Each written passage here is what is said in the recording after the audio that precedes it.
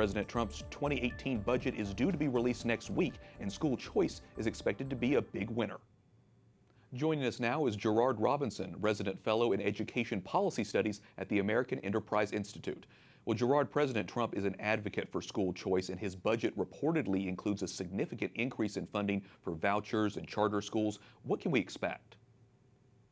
Well, there are two things to expect. Number one, he said during the campaign trail that parental choice was important to the nation. And so he's going to continue a tradition that we've seen with public charter schools, where there's been a lot of bipartisan support going back to 1994. For private school choice, it's going to be a little different. We were unable to get it in No Child Left Behind. We were unable to get it in Every Student Succeeds Act. So there's at least a push with both a president, a secretary, and a Congress leaning toward that. So it'll be a nice debate for a change, but a healthy one.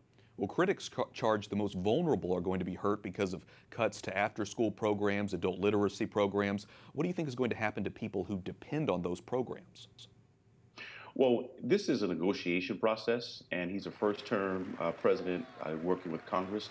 There are a lot of members of Congress who want to not only protect those populations, but who also want more accountability in the program.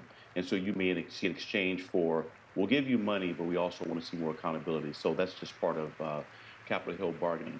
Number two, he won the election, and so he gets a chance to set the narrative on what we need to do. And so a cut in one program in no way means he doesn't like adults who are literate, because he believes that adults are important to the economy. It just means we have to prioritize how and where to spend.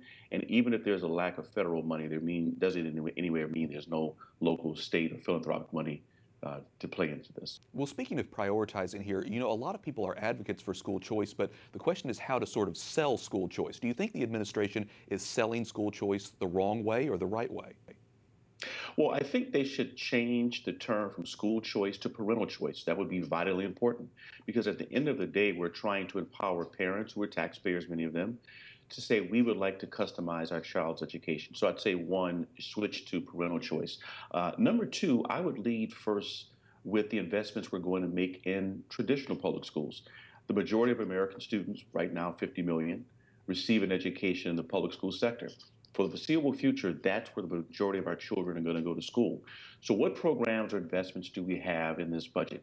Is it magnet schools? They've been around for a very long time, and they've got great success. Is it going to put more money into alternative programs focused on STEM? So there's some early wins he can have by promoting parental choice within the traditional system, and then moving to charters, and then moving to private schools. Education is such an important issue, and important that they continue to debate and talk about the issue. Gerard Robinson, Resident Fellow in Education Policy Studies at the American Enterprise Institute. Thanks so much for talking with us about it. Thank you for having me.